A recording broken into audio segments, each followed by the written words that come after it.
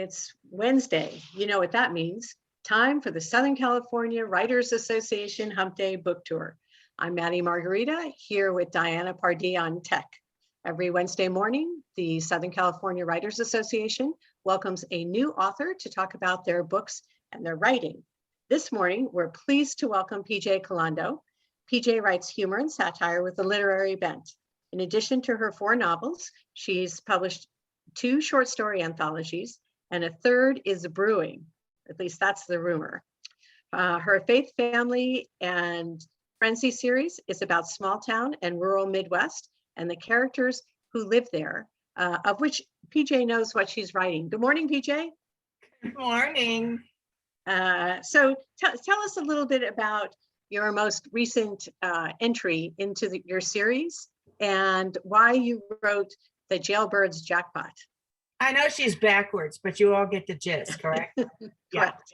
So my very first novel was called Stashes, and it was written in 2014. The character that drove the book was badass Amy, the conniving daughter-in-law. And writers know I'm not nuts when I say this. She demanded to tell her side of the story. She wanted a book, and so she got a book. I sort of set it up in the novel before, which was The Winner's Circle, which won a lot of awards. And you can see that Amy has 2 because she is badass and she is capable and she's here to for everything to be equal. Well, she sounds like such a big personality and a character. How did you come up with a story that fit Amy? Again, she appeared in the 4th chapter of my first book, Stashes, out of nowhere. And she kind of turned the book hard left. I mean, this was going to be about small town, rural America and 2 nice people named Jackie and Steve Breeden. And, but Amy she was having none of that nice. So she demanded, she steered hard left. We went left. You went left. Okay. And so tell us a little bit about the story. This what? Yes. Yes. Okay. So ex-con Amy Breeden has a problem, and it's not becoming an instant millionaire. Will she continue her revenge plot to take down the dude who sent her to prison? Or will she decide, like her parole officer suggests, living well is the best revenge? Ooh, I like it. So Amy had told her own story through you. Yes. Yeah. So how did you decide? Get out of the way, PJ. The characters that populated her world, where did they come from? They were in her world before. They've been in her world since. She got sent up for a crime she didn't do. She took the fall for a dude, a bad dude. And her friend Ronnie is the first person she calls when she gets out because she cut all ties. She didn't really have ties. She's from California, and here she is in little town, Michigan. So all of these characters are in her book. Even Brandon, her ex-husband, makes a comeback. Travis makes a comeback. And that, in fact, that's the first place she goes, to his bar.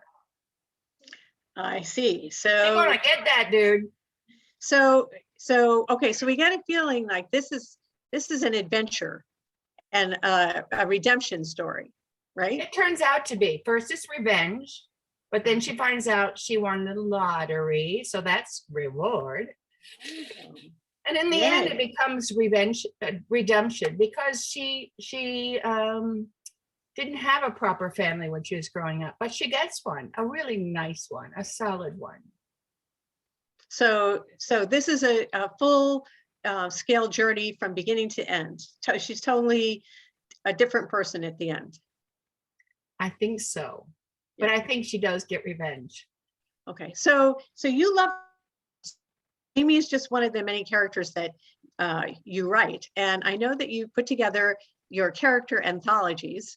Yes. Do you want to talk a little bit about them? Because that's totally different from your novels, right? They are. Yeah, I have the privilege of having an encore career. or having the time and energy and the willingness to write. And a year ago, I did this book, I Am a Quarantine Survivor. The book prior was called I Am a Character, which I am. And that was named that way actually because I have an ability to write in first person. I can become the character. I have empathy, so I do it. So I wrote this book as a fundraiser for Second Harvest, which is a nonprofit near us, a food bank. And I wrote blog posts from March 15th to May 15th because we all thought we were getting out.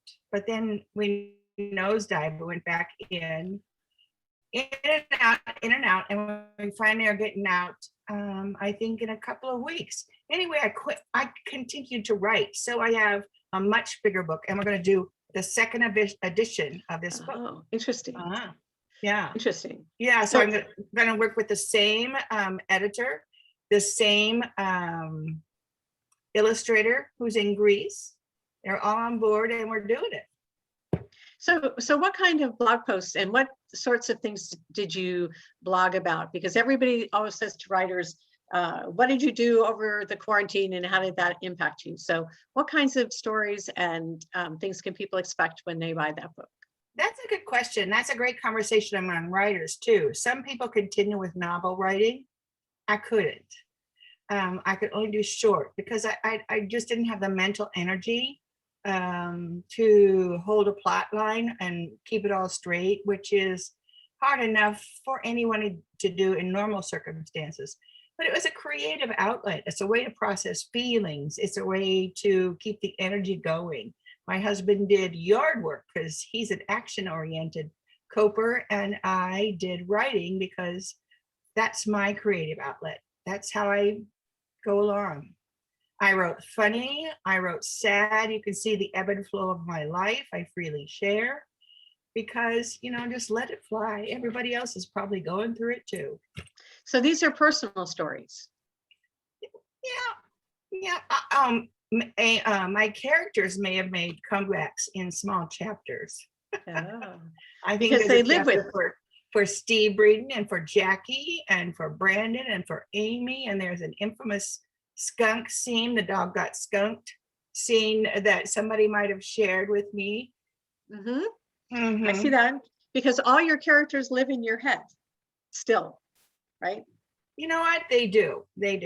And yes, I didn't have an imaginary friend as a child, but now I have many. Very nice. So PJ, you've written a number of books. What inspires you to keep writing? I think that need, that creative outlet. Don't hate me now. I am the person you hated in college who could just write a paper and get an A. I mean, yes, you're right. Yeah. But it's a gift. It's something I inherited from my mother, who was an English teacher, who subrogated her life to her children, including me. So I'm living my mother's life. And I write funny because my dad was funny. So I channeled their spirits and I honor their spirits and the gift that I have. It's going to come anyway. So I might as well do it. It's what I do. Right. So and so people have an idea of the first couple of books in your series. So we have like how the series has veered, how Amy hijacked the series. But talk a little bit about stashes and hashes and just show us. And so again, I'll begin with this little caveat. Both my husband and I are from the Midwest. I was born and raised in the Midwest. It was a great place with great values, but there was not a lot of adventure in a small town. It was claustrophobic. And so we ran away. But as I now look on my life, what I'm writing is my life, my knowledge of those peoples and how small towns work. I know that well. I viewed it as a child and now I'm reflecting. So it's a sort of memoir, I think, to do that. So Jackie and Steve Breeden are the quintessential small town rural couple. I wasn't raised on a farm, but again, I know those people. I know all of that because I had aunts and uncles. I watched it all in my family growing up. So then we had hashes and bashes because there was an open loop, I realized, in stashes that I hadn't meant to leave. And then I wrote the Winner's Circle because I miss my people, you know. Oh, and it has a lottery plot because there just happened to be a ginormous Powerball lottery and somebody had to win. So why not the pastor's shy secretary? Why Well, not? and one of the things that some people might have been surprised about in Stashes, your first book, is that there may or may not have been an illegal substance involved, which some Well, you know people what? might not have expected. You know what? In their defense, pot was legal in Michigan at the time. I set the book in Michigan, by the way, because I thought only my relatives would buy it and read it. And which proved not to be true. Yes. but the other reality is they don't know that it's all fiction. I made it up and they think I wrote about them. So they're not really like happy with me. But my most recent trip to the Midwest was last February, 2020. And I found that the younger generation is growing. They know all about it. Yeah. So, yeah. Okay. So it just was a way for it to go hard left. Amy brought the trouble, and Amy always brings the trouble. And so she's fun to write. She's really kind of more fun to write than anyone else because she's trouble. Yeah, they are fun. So what are you working on now? I'm working on that anthology. Right. Okay. Rounding up my, I have like 35 more thousand words that I wrote over the course of the last year because I thought we were done last May 15th. And that was a little rug pull. So I'm rounding that up. I'm having fun. So like Amy, you're flexible and you bounce back and you're resilient, right? I think, you know what? I think that is a good way of saying I'm from the Midwest. I'm genuine and you're resilient because farmers can't control the weather, but they have to get the crops in and out and try to get along. So I just think all of that comes together. It's a great place to be from, that Midwest. So one final question.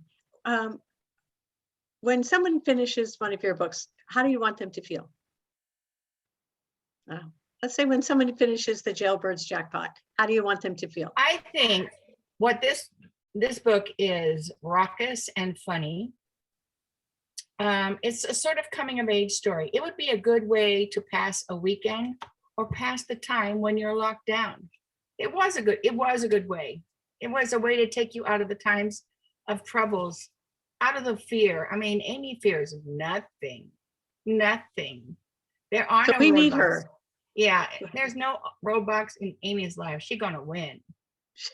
Well, we definitely need more characters to inspire us, PJ. So where can people find your books? You know what? You can go to my website, pjcolando.com. All of my books are on there. They're on Amazon. They're on all of the other buy links because we're fair and equal. That's another Midwestern value. There we go. And hopefully you'll stay on. So if anybody's watching now that has comments or questions for PJ, feel free to put them in the comments section of the video. PJ is going to be checking and I'm sure she'll get back to you. Yeah, we want to thank you, PJ. Yes, enjoy your day. Best of luck on your upcoming book and on all your future books. All right, thank you, everybody. If you enjoyed our time with PJ this morning, there you can see her bookshot again on Facebook, or you can go to SCWA Writers Online, our YouTube channel, to enjoy a repeat of today or any additional authors that you'd like to maybe run into or meet. They're there as well. So until next time, we hope that you'll stay around. Please like and subscribe and share these videos. And if you can buy PJ's book, that's great. If not, please feel free to leave a review. Authors love reviews. So, okay, everybody, have a good week. We'll see you next week.